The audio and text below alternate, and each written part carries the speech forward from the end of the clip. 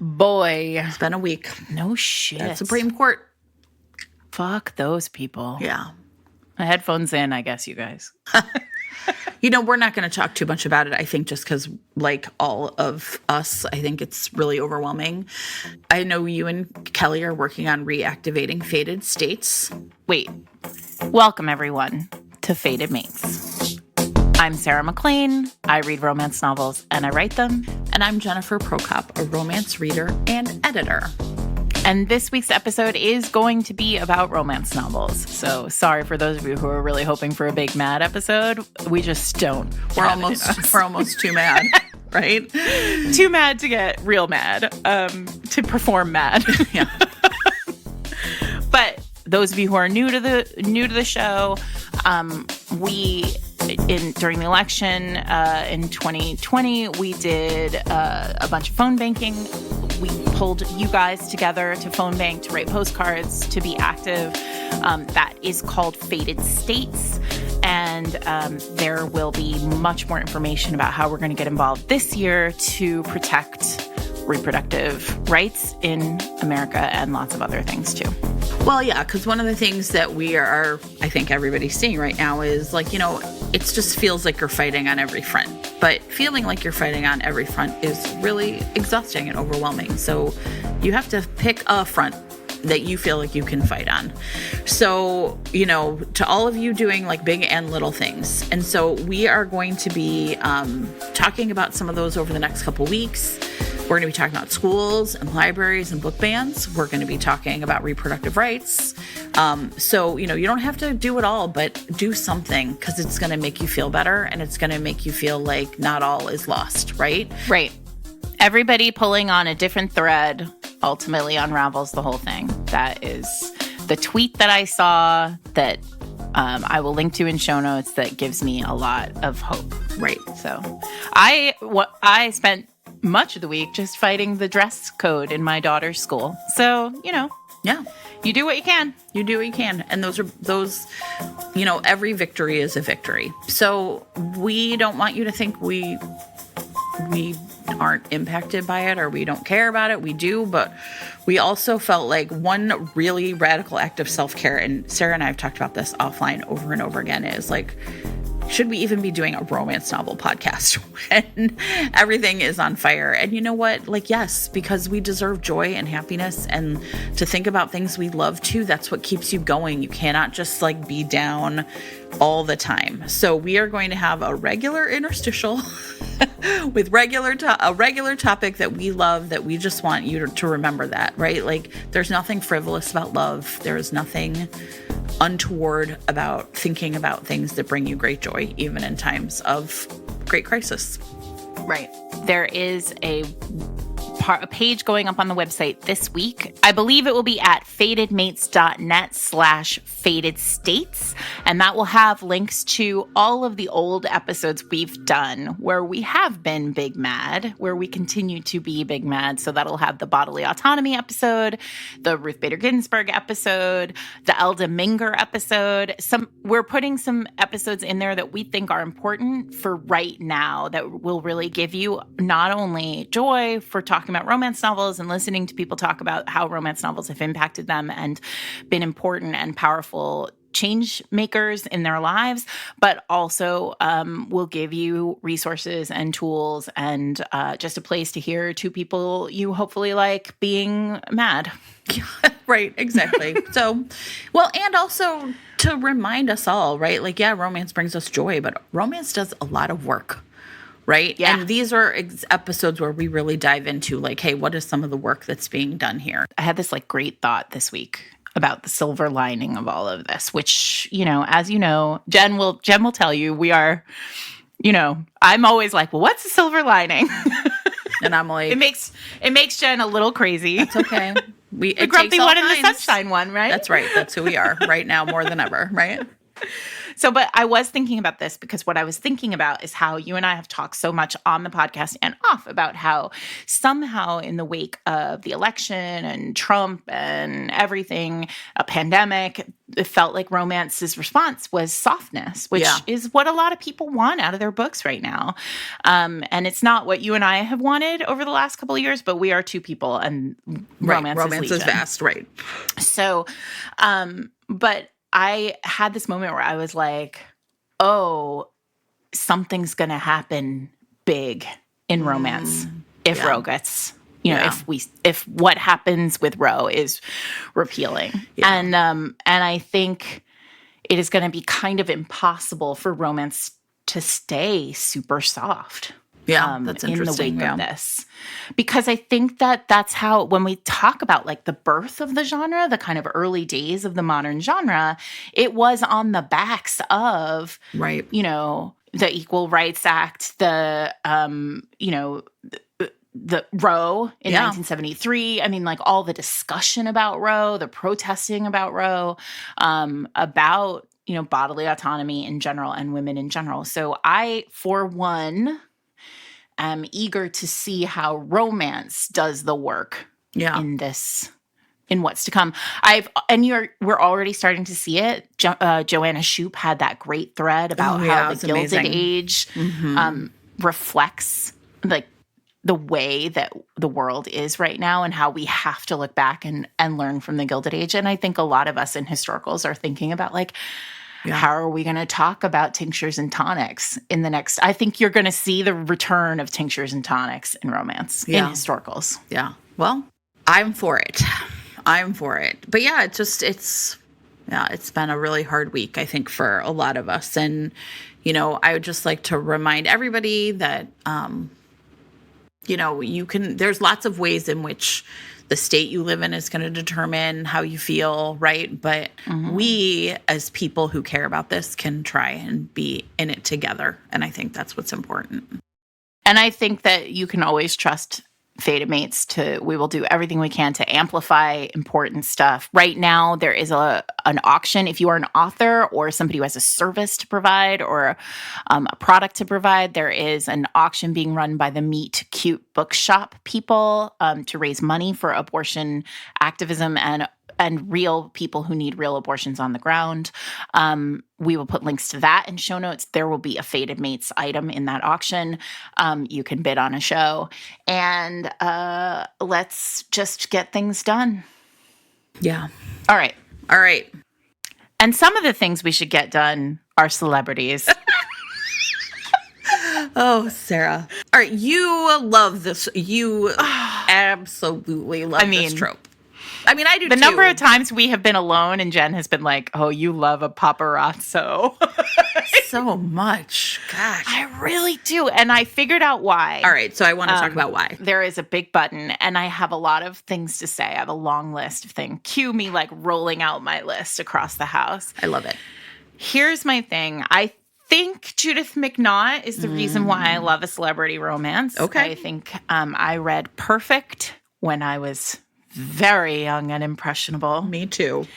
And I have said many times, publicly and privately, that I think Perfect has like one of the greatest low moments in romance ever written. Like anytime I get to my like end of the book breakup, I'm like channeling Zach and Julie because it is dark. Now, that is moment. This a book you reread? Yes. Okay. But here's the thing. If you all are coming to Perfect now, so the premise of Perfect, I'm trying to think about like sorting out the arc of this episode, and it's just going to be like word salad. So it's fine. Sure.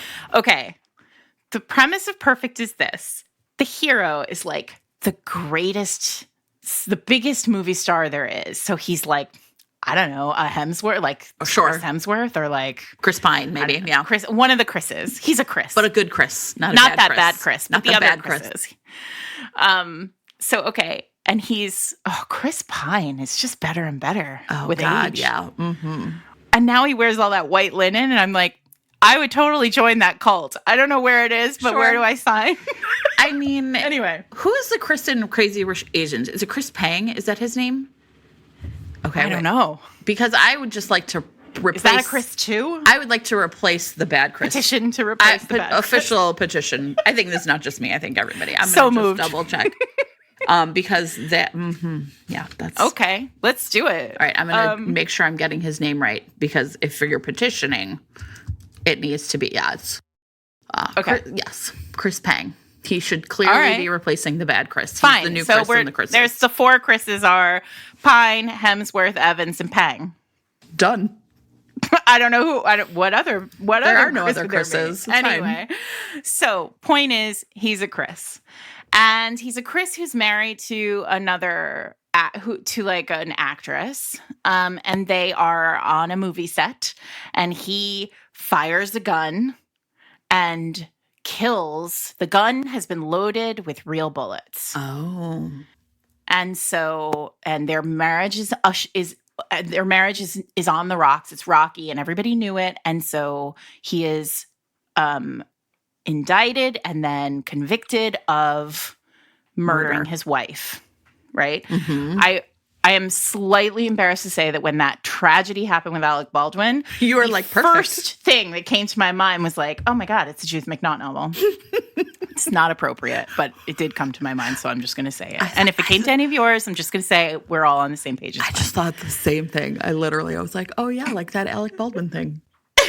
Exactly. It's not at all the same. One is real life and one is not, but whatever. Anyway, moving forward. So he is the instrument of his wife's death. He is convicted and sent to prison in Texas, which is terrible. But because he's a movie star, the warden is like, oh, I like to make this prisoner like do my bidding and like be my man of arms. Right. I don't know. Just a power flex, right? Like I'm just gonna like he's like, yeah, exactly. Like so that's happening. And then simultaneously, this is one of those old McNaughts, right? Where there's quite literally 120 pages of like 2 people living completely separate lives. Yes. Simultaneously, Julie, we meet Julie, the heroine, who is adopted and can't read, and she's young, and she has to learn how to read. And then she grows up, and now she's a teacher, and she has these like big burly brothers, and she's driving through some part of Texas where it snows. I don't know. I'm not from Texas, but some part of Texas where it snows.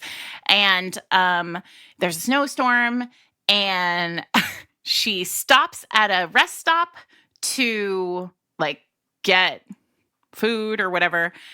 And Zach has escaped on one of his outings as like the warden's driver. Yeah. And he kidnaps her at a rest stop. What else would you do?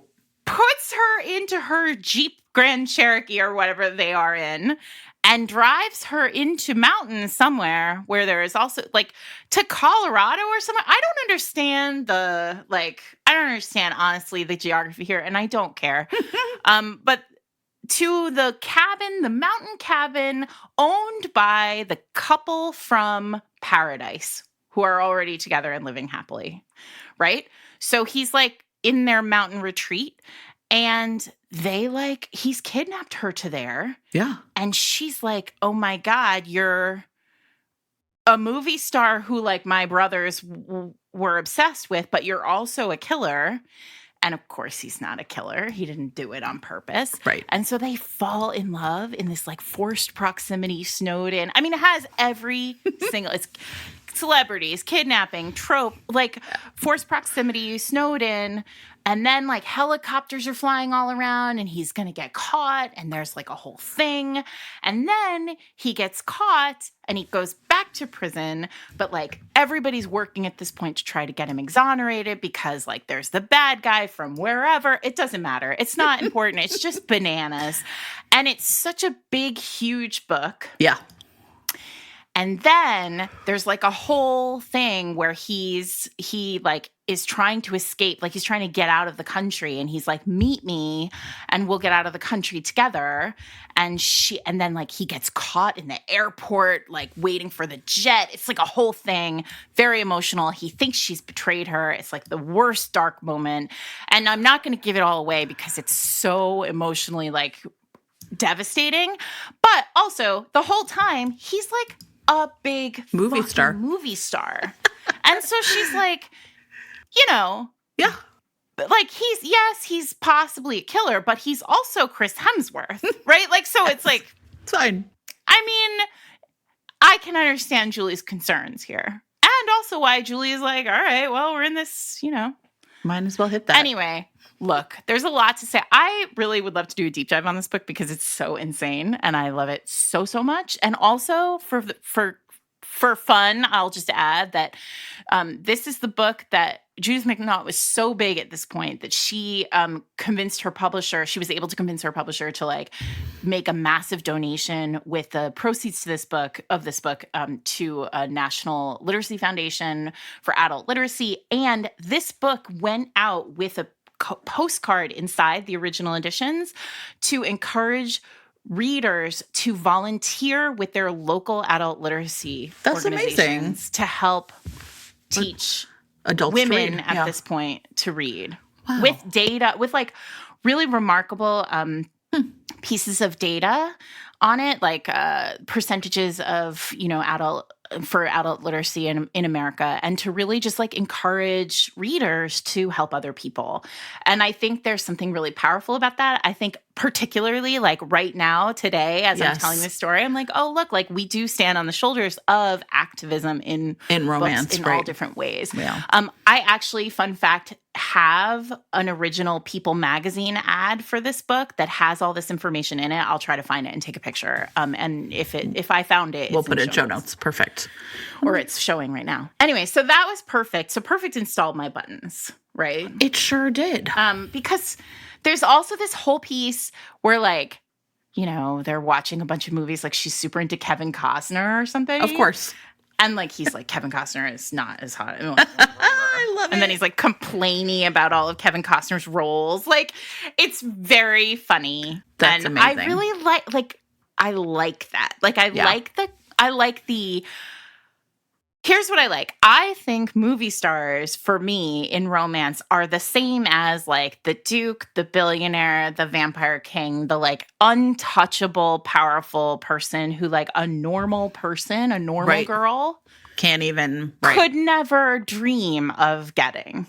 And I love a normal girl could never dream of getting him and gets him anyway. Yeah. Story. I love those too. I think... So it's really interesting because we were talking about like what books we would want to do. And, you know, like I found myself thinking a lot about like, what does celebrity like even mean? Yeah. And it's funny because to me, the same thing, I ended up going with like movie stars and one rock star.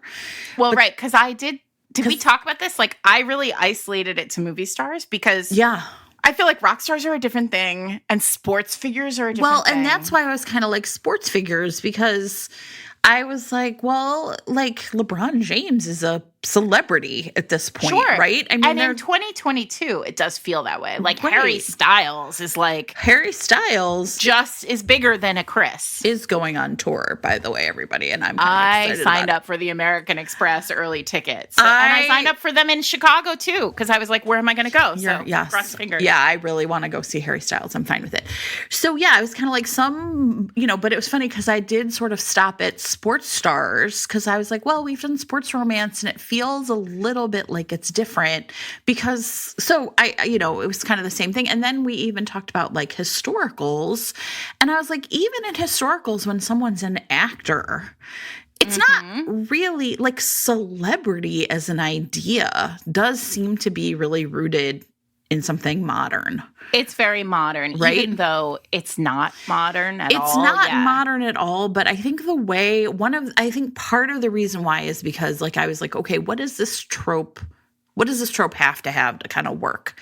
And it's like the paparazzi, the threat of discovery, this idea of like keeping a secret about what's real versus what you get to show to the world. And so I feel like the modernity of this celebrity as an idea is often really tied up with fame. And fame just lands differently, I think, now in a time when, you're out getting a cup of coffee and someone can take a picture of you and put it on their Instagram and you're like, oh, I was in a coffee shop with famous person or whatever. So I do think that there's a way in which celebrity and fame is kind of two sides of the same coin, but good celebrity romances are always unpacking fame. Yes. And I think what's interesting is, for me, the movie star romance doesn't connect to the rock star and the sports figure romance the way it connects to like the Prince romance. Like there's that kind of like superstardom that surely could be in a rock star romance, but like I think rock star and sports romances are closer together than movie star romances are. Yeah. And I think that that's because, particularly in America, right? Like our royals are like, were for many years, Hollywood, like the stars of Hollywood. Absolutely. But what's interesting is when you start to really like get to the bottom of recommending celebrity romances, there aren't that many. This week's episode of Fated Mates is sponsored by Avon Books, publisher of How to Be a Wallflower by Eloisa James. Listen, I really think this is such a cute idea. The concept of this series is Eloisa decided she wanted to write wallflowers who like chose wallflowerdom instead of the traditional trope of wallflowers who like wish they weren't wallflowers. Being thrust upon you. I mean, I really think this is incredibly charming. So our heroine, Cleopatra Lewis, is about to be launched into society by her aristocratic grandfather, and she's exceptionally rich and very beautiful, and she has absolutely no intention of getting married for, romance reasons. And so what she decides she's going to do is she's going to go to this costume emporium and she's going to order a bunch of like unflattering dresses and turn herself into like an absolute like unlovable a dowd on the corner of the room, right? What she doesn't expect is to meet this like hot, rugged American whose name is Jacob Astor Addison. So like amazing. Extremely rich, this guy, who's like there because he owns a bunch of theaters in America and he wants to buy an emerald and like whatever. And he's annoyed because he meets this woman who is, just trouble. And so they strike a bargain. Everybody knows I love a bargain.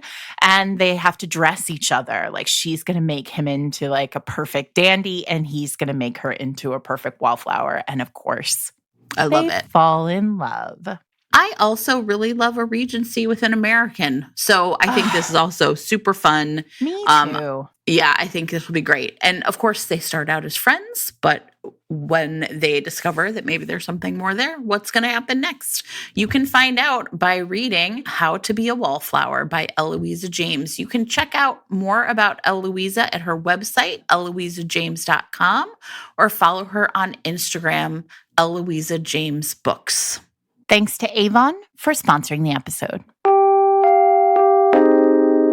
I mean, obviously, there are a lot of them and there are a lot of everything, but there aren't like a huge number that are immediately touchable. And so I think that there's something to this idea. Early days, we've heard it from people over and over again, like you couldn't write movie stars. Like they were the thing you couldn't write. Like no one would believe it, essentially, maybe. Yeah.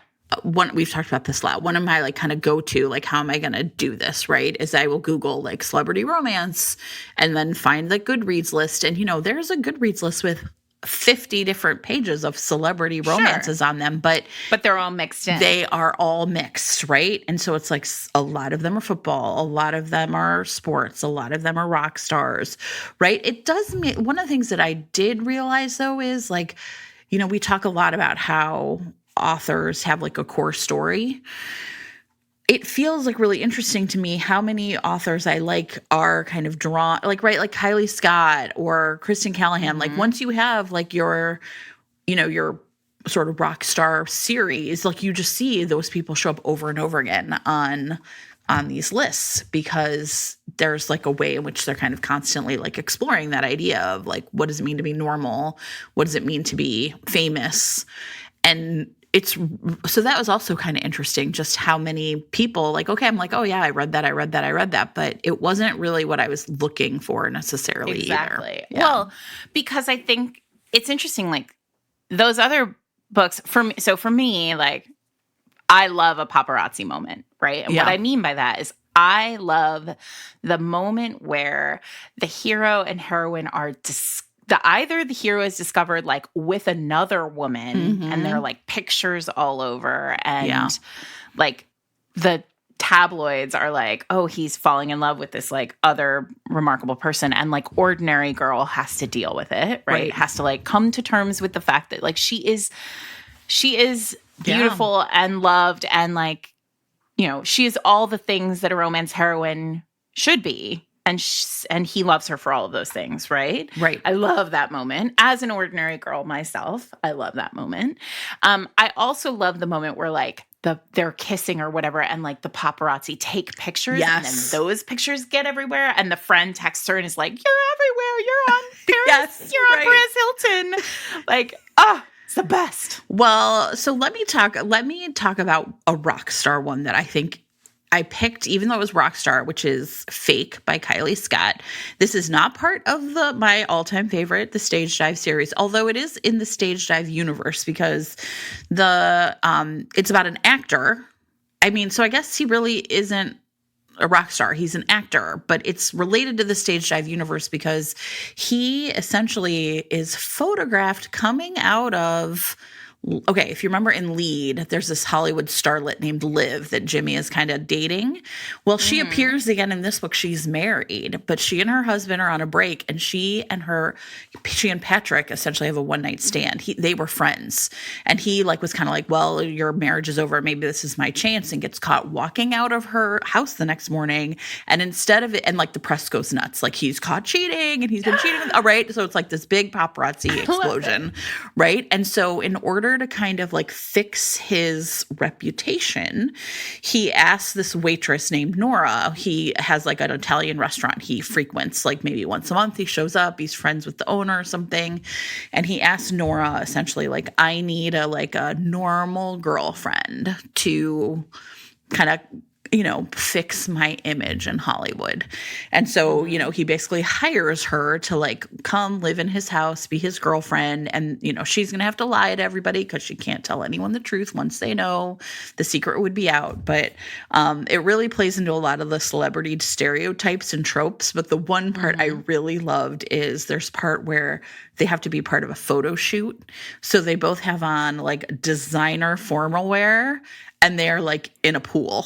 Like, you know, like only in celebrities, you're like, why are you dressed up in thousands of fucking dollars worth of clothes, and now you just ruined them by getting in the pool?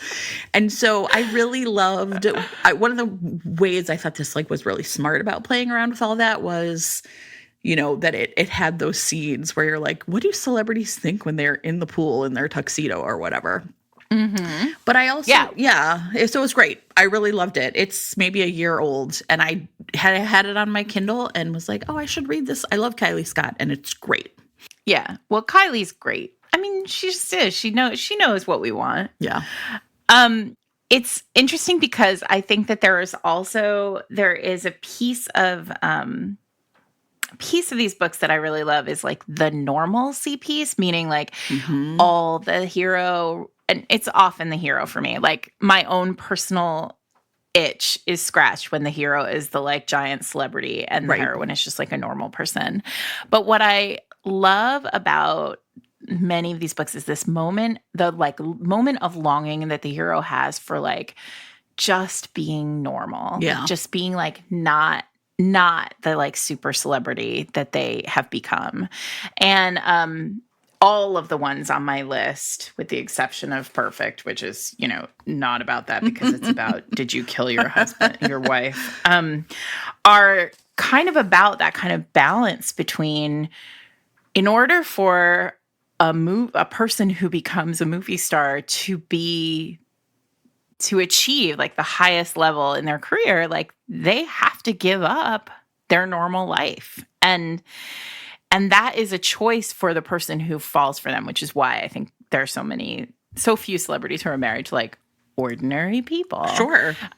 Because why would you choose this for yourself if you had a choice? Like, this is what I've always said, like, everybody wants to be a princess, but I would never. Like, yeah. I would never want that for myself. It just means, there's this thing I say to the kids, like, there's a point, right? It just means living in a smelly old castle and marrying your dad's friends. It's not so great.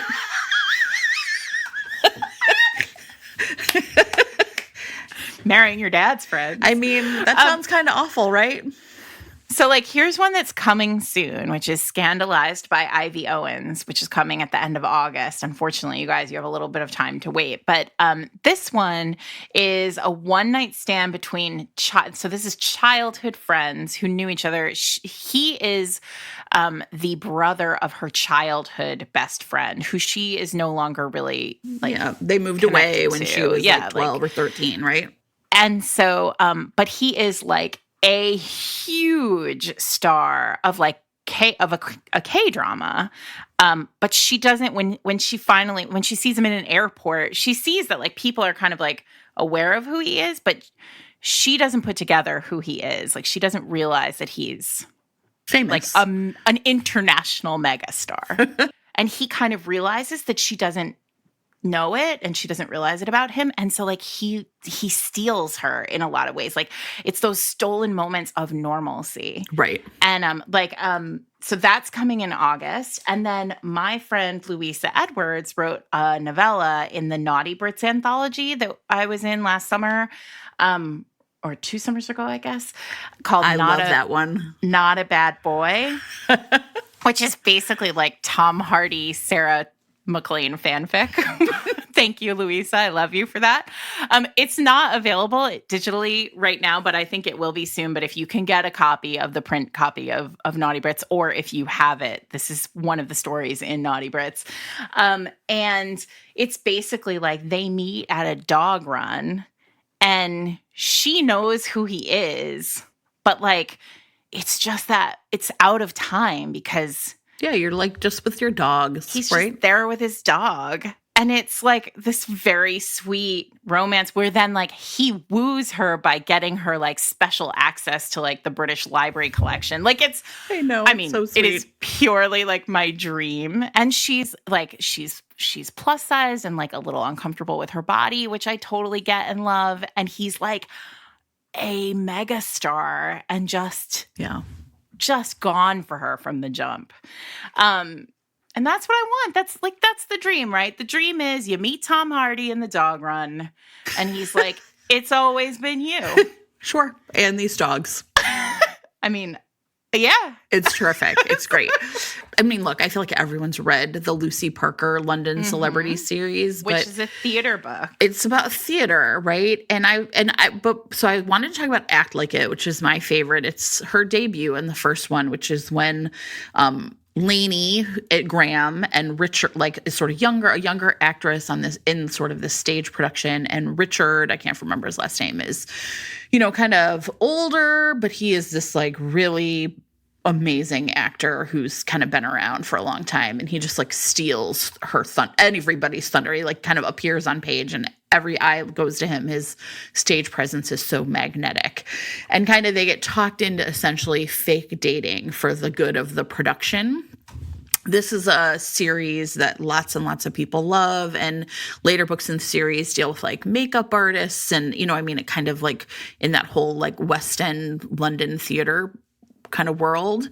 The one thing I wanted to say about this, though, this is like a bit of a digression. I went to look for this book. Often I do the research like on my laptop, right? Like I'm looking on Amazon, and it said like you could buy this book for $6.99. And I was like, wait, I know I own this book. I know I do. But then I was like, well, maybe I bought it in an anthology. I think for a while you could get like a couple of the books packaged together. Mm-hmm. So I looked in my content and devices, and sure enough, I have an earlier copy of the book. At some point, it was reissued by Carina with a new cover, and it was assigned a new AISN number.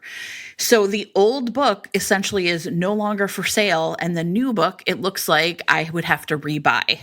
But you don't, everybody. You just have to go to your content and devices, look up, in this case, Parker, right? And then like there's the book, and you can just make sure, deliver it to your Kindle again or re-deliver it. So, one of the things is, as our Kindle libraries become bigger and bigger and years older, when books get republished, sometimes there's this weird bobble. And if you're like, wait, I know I have this book, please check your orders or your content and devices before you go rebuying it, because you already have that book somewhere. You can trust yourself. So, anyway, this is I know it's like a small digression, but it's a great book. It's a great series if you haven't read it. But I really also loved the whole thing about, he's kind of, I can't believe I'm dating this younger woman. And, there's a lot of like, sort of, he's this master actor and she's kind of new on the scene and she's a little bit intimidated by him. So, like power dynamics of this within their jobs, or that she is kind of like, oh, what is going on? It's a terrific, I really love this book. A lot of folks do. Well, you know what? That power dynamic between two actors can be really tricky. Yeah. And another book that handles that so perfectly is Alexis Daria's You Have Me at Hola, which we love so much here. We've done a deep dive episode on it, so I don't want to spend too much time on it. But they're on this like Netflix telenovela. She is a younger actress who's like just getting her break. He's been around for years and years as like a telenovela like superstar. Her mom thinks he's like the dreamiest thing ever. Like, it's really fun and fabulous. And I really like both those books because it sets the hero just slightly back on his heels. Because of the power dynamic and obviously everything that we know about Hollywood and movie sets and everything, like that can be tricky. But in both of these situations, like the heroine is able to like pull the rug out from under the hero in a really deft piece of writing. Yes. And I think that is one of the things that we don't talk about enough when we're talking about these like sticky tropes that we fell in love with when we were young. But like the writing in a lot of these tropes has to be really superior, because it puts, particularly when the established star or the movie star, if it's like a movie star and a normal person, are in the relationship, it really does, like, the power dynamic is completely off at the start. Absolutely, right? Right, and which is another reason why that perfect one where he's like both a movie star and also on the run, like, you're like, it's perfect. It is perfect. Okay, I want to talk about one that is also about a movie star and a makeup artist, but it's called I Kissed a Girl by Jeanette Alexander. This is a new adult romance that's kissing only. Like, this is if you're looking for like a great starter romance for like someone younger in your life who's like transitioning out of YA, or just like you just want to read something really sweet but also like a little like prickly. This book takes place with two women who are working on a horror movie, like a low budget horror movie. And I also really love these books that are kind of like aspirational Hollywood, right? Yep. Like, not all Hollywood movies are with superstars, right? A lot of movies are, you're just like, I'm just trying to scrabble my way into this whole field, right? And I think this book really captures like that. So these two women, Lila Silver is she has her first leading role in this horror movie called Scaradactyl, which is great. And she grew up in Charlevoix, Michigan, which is a tiny little town way up in northern Michigan, not all the way to the Upper Peninsula, but like a little town up there. And, it's funny. I've been up there because my uncle has a house nearby. And it's like I kind of have thought, like, what do people in these towns do when it's not the summer and it's not like a bunch of people there, right? Well, she was like Miss Teen Michigan, and she's, this pretty, kind of beautiful girl, but she's also bisexual, and it's not really a coming out story exactly because she knows who she is, but it's kind of like, how do I show who I am to the world, right? So she has like a little bisexual like flag, like bracelet that she's like a little like, can I wear it? She's had trouble like finding a community in LA now that she's there. But this is going to be a big role for her because it's her first time being the final girl. And I don't read a lot of horror, but in horror movies, the final girl is literally like a trope. Like horror people know what I'm talking about, which is like the last woman standing, essentially, right before the murderer comes to get you. And she's really attracted to the makeup artist whose name is Noah Birnbaum. And Noah is really interesting because she is essentially about to finish college. She knows she wants to do makeup and special effects in the movies, but you have to have like 180 hours of a union job before you can apply to, be part of like whatever. And so she essentially has to drop out in her final semester to make this like schlocky, terrible, like low budget horror movie. And one of the things that's really great about this movie, okay, Scaradactyl, I don't know if it's great or not. One of the things that's great about this book is... It sounds great. I know, doesn't it, though? I love it. Clearly, our author loves horror, and I think that really comes through. Like, I found myself reading it thinking, if I loved horror and felt like nobody took it seriously, this book takes it seriously. Mm-hmm. But anyway, Noah is like... really comfortable being lesbian, really comfortable in her own skin, has a community, has her, her best friend and roommate. They know where all like the cool lesbian things are to do. And poor Lila is like, they see her as being kind of a lipstick lesbian. Like they don't really take her, she's too girly. Mm-hmm. And I think that some of the tension is for Noah is like, how can I accept that there's lots of different ways to be part of the queer community, right? Anyway, this book is super charming. It's really fun. And I think it's a really great take on the celebrity wannabes. I love the movies. I love the movies, and I just want to be part of this world. It's great. So listen, I mean, celebrity romance gives me that, like, perfect microdose of vibe. Well done, Sarah. That's because our sponsor this week is Lumi Labs, the creators of microdose gummies. Their mission is to really raise awareness around the concept of microdosing, which is something you may have heard about before. It's really commonly associated with like wellness or sometimes with psychedelics, performance enhancement, creativity. And if you want to, you could absolutely just Google that and find out more about it. But what's interesting about these gummies is that they can be shipped around the country by mail. We got ours by mail from Lumi, and they are available to people who might want to try microdosing for a creative boost, for pain management or anxiety management or sleep.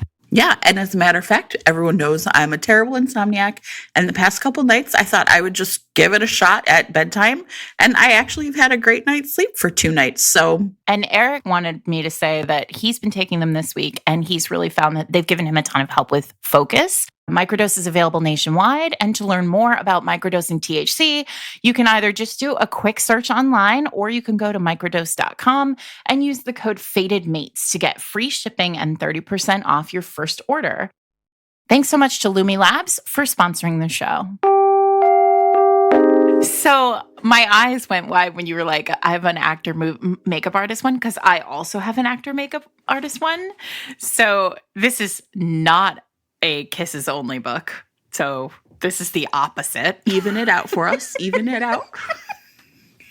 Okay, so my book is Exposed to You, which is a Beth Carey book. Oh, Beth Carey. Yeah. Listen. Woo. This lady knows how to get the job done. Okay, so this book starts with a bang. Literally? No, but close. All right, I want to just content warn this whole book. The heroine has cancer at the start of this book. Okay. So she has just found out the morning that she has received her cancer diagnosis, and she is being called in. Her uncle is like a special effects artist on a movie lot on like one of the biggest, like basically it's like a underwater superhero movie. And he needs her to come in. She's an artist, and she needs to do the body paint they're doing like the photo shoots for the promotional like ads and stuff for the movie. So he's like, I need you to come in. I need you to pinch hit for me. Like, I'm short on staff. I need you to come do the body paint for like this merman who is like basically like Aquaman, but not because of trademarks. Sure. So, is it like Jason Momoa? Are we supposed to think that? No, this predates. I mean, like this book is old. So like Jason Momoa was like just a little baby at this point. So anyway, this but yeah, sure, in your head, sure.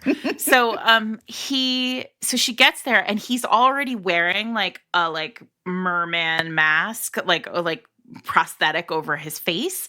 So she can't see who he is, but he again is like one of the Chris's. We don't know who he is, but so she's like, she gets in and she has to like full body paint his whole body for this particular thing.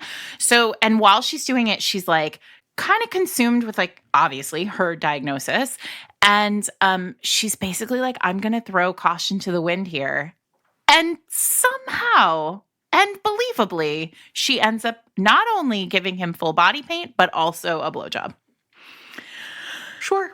Listen, it's what was called for, Sarah. I'm sure. This is chapter 1 of this book. And you're like, fine, this seems totally reasonable.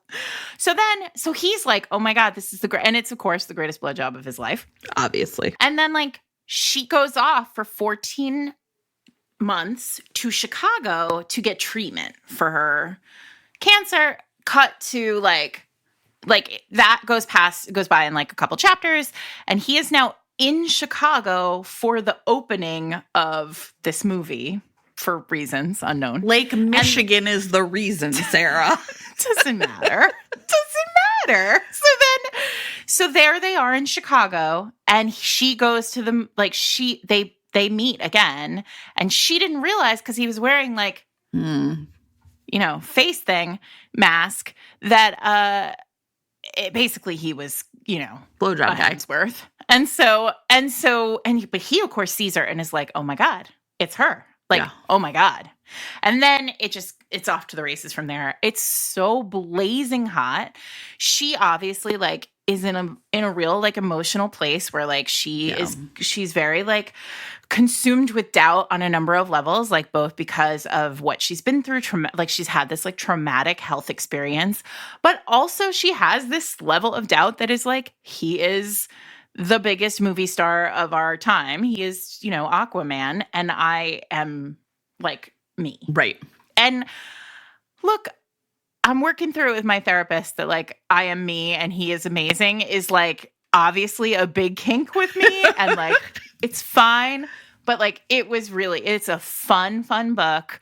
It has, it's so sexy and it has this kind of like, this thing that I really like about celebrity romances and also a blowjob in chapter 1.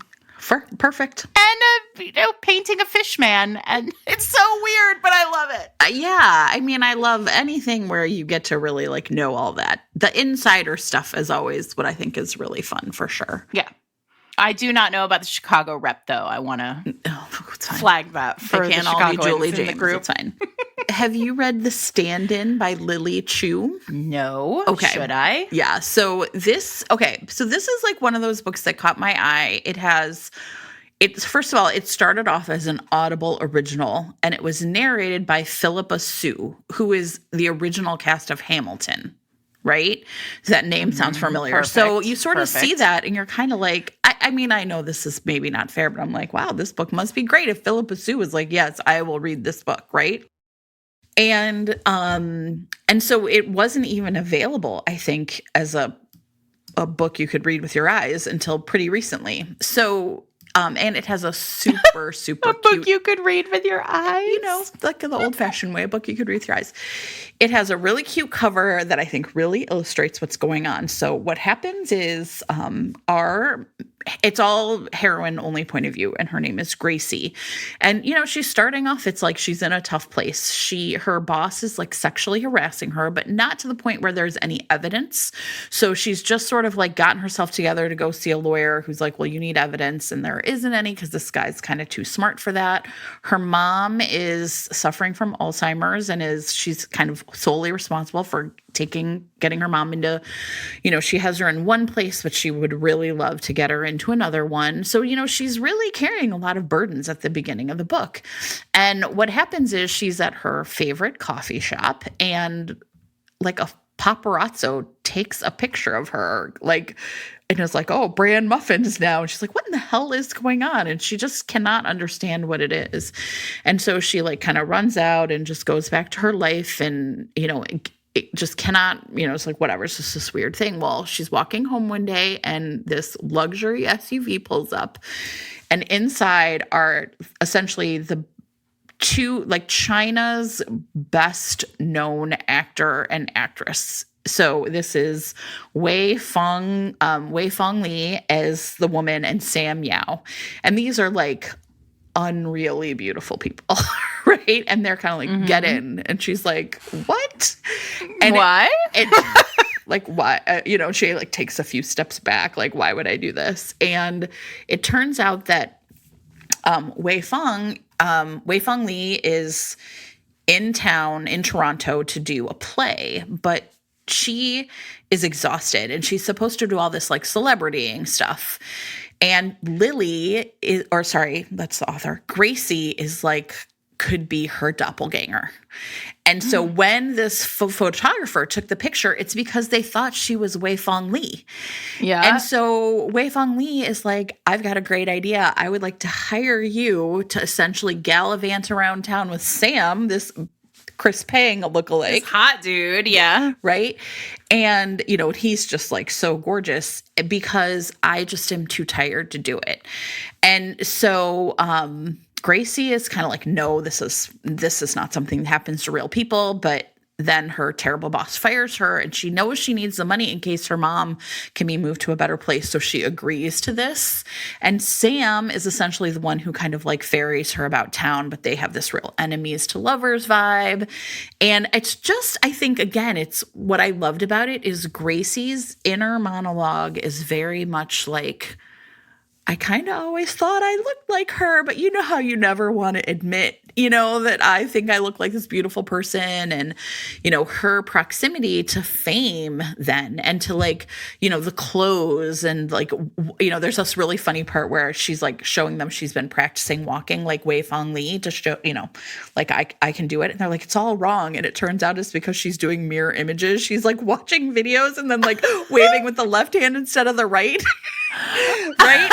And I just think it's really That's really clever. Yeah, it's really clever. That's clever. And it's a great one of the things I was thinking about it is it's not fake dating, really, right? She's faking it, but she's impersonating someone else. And so all of the tension between her and Sam is essentially caused by, Wei Fong Li. And they are kind of and, at some point, Sam's so furious, at her. Because, how can they be together if she's not herself in the public eye? Yes. This is a purely, yes. This is what I mean by conflict, right? Yes. This is the plot driving the conflict in such a powerful way, because this wouldn't be conflict if it weren't a celebrity. Right. And she has a really good reason for doing it, which is I got fired, but my mom needs this care, which is very expensive. And some celebrity wants to give me this money to act like her for a couple months. Great. It's so clever. Yeah. It's really fun. And it's really, I think, like I said, it really plays around with the celebrity part in a really interesting way. Mm-hmm. And, Sam's you shouldn't have done this. And she's she came to me. I didn't follow her and say, hey, guess what? Hire me to impersonate you. So it's also really plays around with that sort of disapproval. And, it was great. It's really great. It's really fun. So that's fun. So I want to talk about the other piece of celebrity romance that I really like, which is how hard it is to be a celebrity. Yes.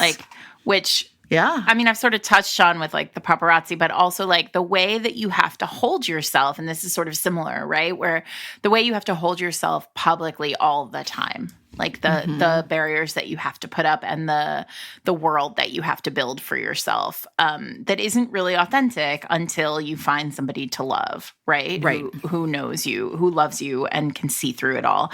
And for me, I mean, Suzanne Brockman's Robin and Jules story arc is for me a lot of that. And so for those of you, we've talked about Suzanne Brockman before on the podcast. Suzanne writes romantic suspense. She has a big series about FBI agents and Navy SEALs.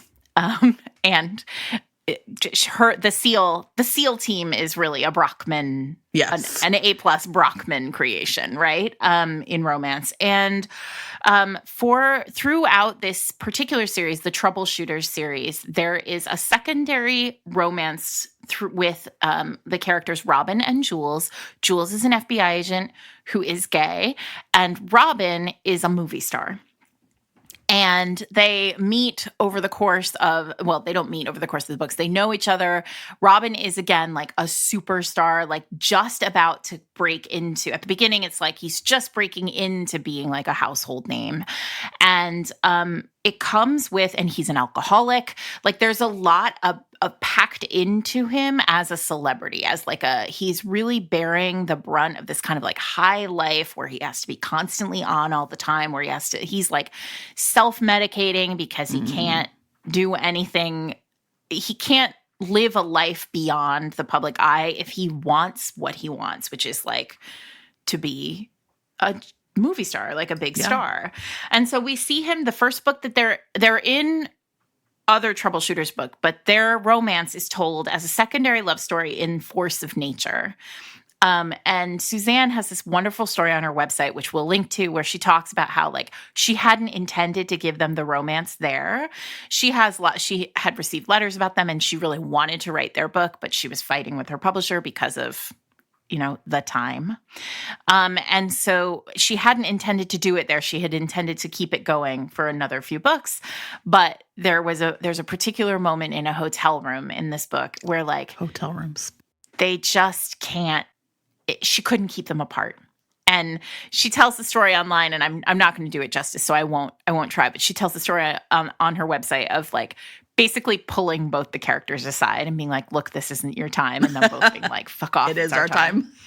And then it's followed by and I actually really love Force of Nature's primary romance as well. So it's just a great fun if you're a romantic suspense reader, or like you don't really read romantic suspense but you don't know where to start. Like Brockman is a really solid place to start. She knows the job. Oh, agree. Yeah. And then there's a second, and then if you are a Suzanne Brockman reader or like have read these Troubleshooter books but like haven't read all of them, there's a Christmas novella called All Through the Night, and Jules and Robin are getting married. It's their wedding in that story, but all the other couples are there. It's like the perfect Christmas novella because it's exactly what you want from a romance novelist. Like you want the Christmas novella where all the other characters are just like hanging out and drinking cocoa in sweaters. I don't know if they're wearing sweaters or drinking cocoa, but like metaphorically. And speaking. So there's that, but also while we're doing this like celebrities and the challenges of celebrity, I think we should talk about The View Was Exhausting. Yes. Which is, it's romantic fiction for sure. Yeah. Right. It's not, I don't think I would call it a romance novel, but it's by Michaela Clements and Anjuli Datta. I hope I pronounced that correctly. But this one is about a A-list actress, and this really focuses on celebrity as a concept, to what you were saying, Jen, early days. So basically there's this A-list actress. She's a Desi actress, and she is, an American superstar. And every time she kind of has a dip in her, her public perception, they summon this like this like guy, this sort of who's not an actor. He's just kind of like a famous person. Yeah, right. Right? Like he's wealthy and famous for being famous, I guess. And they summon Leo in, and she and Leo like have this like romantic moment on like a red carpet, or they like are specifically designed to be seen together. And then like it boosts her. It sort of like gives a jolt of excitement to her like public persona, and then he sort of like disappears again. And this happens over the course of, years. Yeah, like they bring him in and out to like play her her partner. And so there's a big kind of like, will they or won't they over the course of in the public eye with them. And so what we see here is this book really like tackles this question of like, what does it take to be a successful woman of color in the world, right? Like, what does it take? It's in this particular world that is constantly focused on like behavior, attraction, physical image, like all the things you say, all the things you do, like the way that the world really like ties up women in Hollywood and particularly women of color in Hollywood. And I think it's such a clever and it is really romantic. Like ultimately when these two like finally find their way to each other, it's really beautifully romantic. And I really loved this book. I just want to caution everybody, it doesn't have the feel of a romance novel. Yeah, I would agree. I think I don't know that there's a bunch more specific like romances I have to talk about, but I do want to shout out that I also really enjoy like sort of a mystery set in Los Angeles kind of, right? Like oh yeah. Right. I feel like there's a really interesting like kind of, I don't know, like little window into like a world where you get like sort of the LA kind of noir thing, right? And maybe it's just because I love the movie LA Confidential so much, but so good. I just feel like there's a lot of really like it just like lends itself. And I think it's because there's like there's the Hollywood glitter and glamour, but like underneath it all is the the sort of gritty like everything, I don't know, right? Like what's underneath that is not glitzy and glamorous. So just as like a quick shout out, a book I really liked, this is not a romance, it's really more of a mystery. It's called Hollywood Homicide by Kelly Garrett, in which a woman named Dana Anderson is essentially like a semi-famous, she had a couple good roles, like Black actress, and she just wants to like help her parents, I don't know, like keep the house, and like she doesn't have money anymore, like she's not famous anymore. She was famous, I guess, or like famous enough, and but she witnesses a hit and run, and there's a reward for $15,000, and she's like, okay, well maybe I should just pursue this, like it's $15,000, it doesn't matter. And of course she ends up in like this investigation, and it's the beginning of like a series, I think, by Kelly Garrett set in Hollywood. But I do really like the ancillary world of like Hollywood murder. Yeah. I mean, that's a great one. Also, I feel like we haven't talked about historicals really at all. Because, right. Like you said, it's like a very different feel. But those Amanda Quick books that are set in in like silver screen would also scratch this itch. Yes. Like there's usually a celebrity in the mix. Right. I also want to just flag, I've talked about it 1,000 times on the podcast. So but I have to say it again because it does fit this, is Kennedy Ryan's Reel, where the heroine, again, is kind of a new actress. She was a theater actress who's now got her first like big break on the silver screen. And do we call it the silver screen? Probably not anymore, right? Because who you don't knows? need silver to develop the film. I don't know. Long day. Sad. Anyway, she falls for like a big name film director, Cannon Holt. And it's a forbidden romance because obviously like he's the director and she's the actress. But it's cut. What I love about this book so much is that it's the interstitial scenes that Kennedy has written that are the script of this of this Harlem Renaissance screenplay, this movie that they're in. It's a biopic. And so in classic Kennedy fashion, this book is operating on multiple levels, and it's really beautiful, but also it has that like sexy taboo kind of feel to it when it comes to these two people who probably shouldn't be together for professional reasons, can't keep their minds or hands off of each other. Yeah, just a quick shout out to one of the Julie James books is Just the Sexiest Man Alive. Features, I think she is in assistant, is a U.S. attorney in that office. And she's assigned to coach an actor who was recently the sexiest man alive for a role in an upcoming legal thriller. So if you liked our Julie James episode, you could get the celebrity hit in one of the books in that series too. Imagine a Julie James heroine having to coach an actor on being in the FBI. You can see how that'll happen. Yeah. And you know what? This is also, I know I've mentioned Heaven, Texas a million times. I mean, right? That's the obvious. That should have been right up front with. Yeah. But I mean, again, it's like playing at Hollywood, right? Like it's a real low budget film, and Bobby Tom Denton has convinced them to film it in his hometown, and Gracie Snow is kind of along for the ride, and that's Bobby Tom. I love that fucking book so much. It's crazy. So, yeah, there's a lot of really fun ones. Did we forget any? I'm looking at lists. We've forgot a bunch of them, I'm sure. Right. But tell us, look, here's what I'm looking for. This is the part where I get to ask, right? I am looking for more of these hot A-list dude, ordinary person romances. If there is a photographer who takes a picture, I want that even more. Please hit me up. You know how to find me on Instagram and on Twitter, and here at fatedmates.net. Also, I have another message for somebody out there. Kate, our listener Kate, sent me her copy of No Good Duke Goes Unpunished with a step back. And Instagram is terrible about keeping messages threaded and organized. It doesn't at all. And I can't find you, Kate. And I need to be in touch with you. So will you text me on Instagram so that I can say thank you again? Yeah. So there's my personal shout out to Kate, but also thank you, Kate. You're amazing. Thank you to Lumi Labs and Avon Books for sponsoring this week's show. You can find information about our sponsors in show notes.